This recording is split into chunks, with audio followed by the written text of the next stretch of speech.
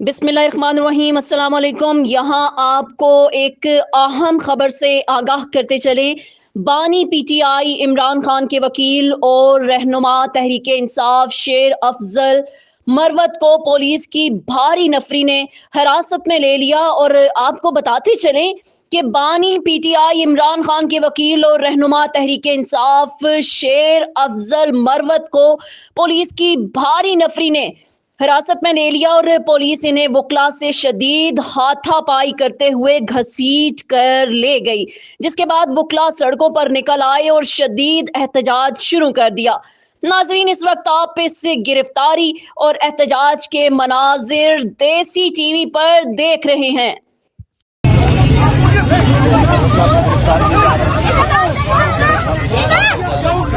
आप मुझे छोड़ दें।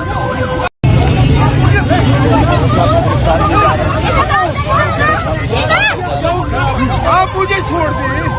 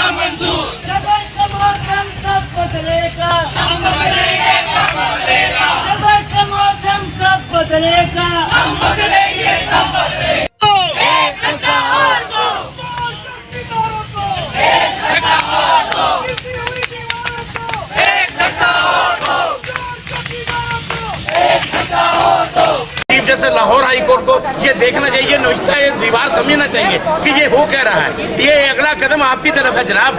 आप सोचें, अगर आपकी तरफ आप कदम आया तो वकला के लिए आप अगर आप कोई कदम नहीं उठाएंगे तो ये याद रखें, वकील आपको नहीं छोड़ेंगे, वकील आपको भी छोड़ देंगे, आपको भी सलाम कर देंगे।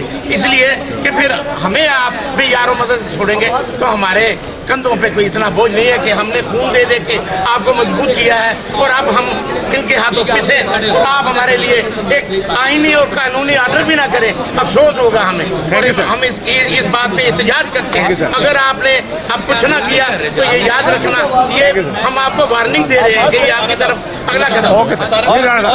आप क्या कह रहे हैं? पीटीआई वाले पुरअमन एहतजाज की कॉल दे रहे हैं। हम पीटीआई की तरफ से तमाम वकला पुरअमन एहतजाज की कॉल दे रहे हैं, तो हमारा हक भी है। का मुजाहरा अभी थोड़ी देर पहले आपने देखा है, इसका आगाज हुआ था वकला के घरों पर हमले करने से। वकील का कसूर क्या है कि वो सिर्फ बुनियादी इंसानी हकूक की बात करता है, और उस वकील के साथ जिस वक्त आ जाती है ये बात कि वो किसी सियासी जमात से मुंसलिक है, और इस वक्त तो जुर्म बन चुका है कि पाकिस्तान तहरीक इंसाफ का कोई नाम लेने वाला, पाकिस्तान तहरीक इंसाफ के साथ मुंसलिक कोई आदमी।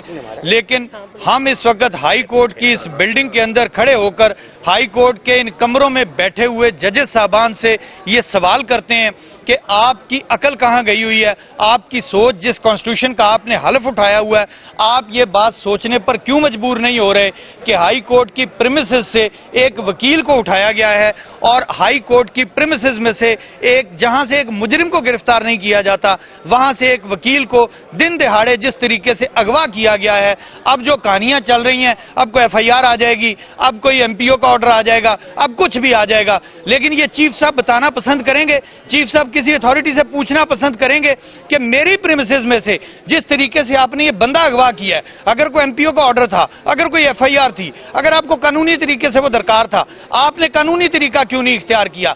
आपने वहां पर हमारी वकला बहनों के साथ जो नारवा सलूक किया है उसकी आपको तौजीह पेश करेंगे।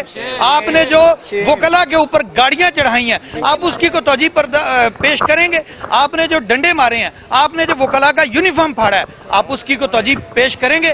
चीफ साहब पूछेंगे, क्या honourable Chief Justice of Pakistan Qazi Faez Isa साहब پوچھیں گے آئی جی پنجاب سے کہ آپ نے ایک وکیل کو گرفتار کرنا تھا، آپ کو یہ وکیل چاہیے تھا، تو اس کے لیے آپ کو یہ رویہ اختیار کرنے کی ضرورت کیوں پڑی؟ لیکن یہ نہیں پوچھیں گے، کیونکہ اس وقت میں آگے بھی آپ سے عرض کر چکا ہوں کہ امید فاضلی صاحب نے کہا تھا کہ فرشتوں سے، آسمانوں سے فرشتے جو اتارے جائیں، آسمانوں سے فرشتے جو اتارے جائیں وہ بھی اس دور میں سچ بولیں تو مارے جائیں۔ اور یہ چیف صاحبان کے لیے ہے کہ 2007 سے 9 تک ہم نے آپ کے لیے لڑے تھے، جو بھی رت آتی ہے ہم سے ہی لہو مانگتی ہے، جو بھی رت آتی ہے ہم سے ہی لہو مانگتی ہے، ہم کہاں تک تیرے مقتل کو سنوارے جائیں؟ اب اس مقتل کو بند کر دیجئے۔ خدارا اس ملک میں اگر کوئی چیز رہے گی تو وہ صرف آئین پاکستان رہے گا۔